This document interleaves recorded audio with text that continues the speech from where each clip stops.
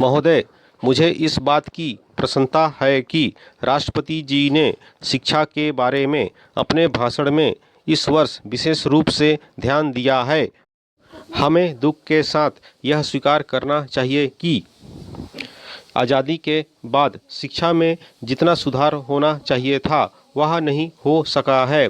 उसके कुछ भी कारण हो, आर्थिक हो या दूसरे, लेकिन यह हमें मानना पड़ेगा कि शिक्षा के क्षेत्र में अभी बहुत कुछ काम करना बाकी है। शिक्षा आयोग की रिपोर्ट में जो सिफारिशें उनको तुरंत अमल में लाया जाना चाहिए था, परंतु ऐसा नहीं किया गया। इसके कई कारण हैं।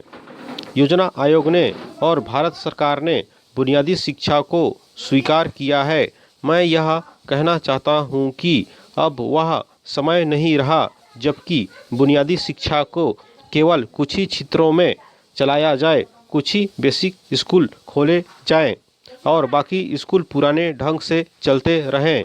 भले ही हम उस तरह से शिक्षा ना चला सकें जिस तरह से सेवाग्राम में चलती रही है, फिर भी उसका बुनियादी सिद्धांत है कि उत्पादन के द्वारा शिक्षा देना। उसको संसार के सभी शिक्षा शास्त्री आज मानते हैं। आज स्कूलों कॉलेजों की शिक्षा अच्छी नहीं है, यह सभी जानते हैं कि आज की शिक्षा बच्चों को बेकार बना रही है। इसलिए मैं तो यह चाहता हूँ कि जो हमारी शिक्षा हो, जो स्कूल कॉलेज हो, उनमें बुनियादी शिक्षा का सिद्धांत अवश्य लागू किया जाना चाहिए। यह नहीं होना चाहिए कि कुछ बेसिक स्कूल खोले जाएं और बाकी सभी पुराने ढंग पर चलते रहें।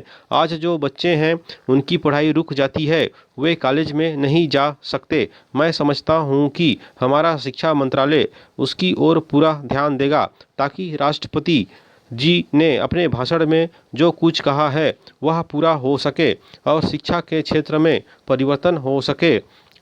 हम अक्सर यह कहते हैं कि जब नई सरकार आती है तो झंडा होना चाहिए, लेकिन मैं समझता हूँ कि नई सरकार के आने के साथ नई शिक्षा का भी आना बहुत ज़रूरी है। राष्ट्रपति जी के भाषण में दलित जातियों के बारे में भी जिक्र है। मैं उसको बहुत महत्वपूर्ण मानता हूँ।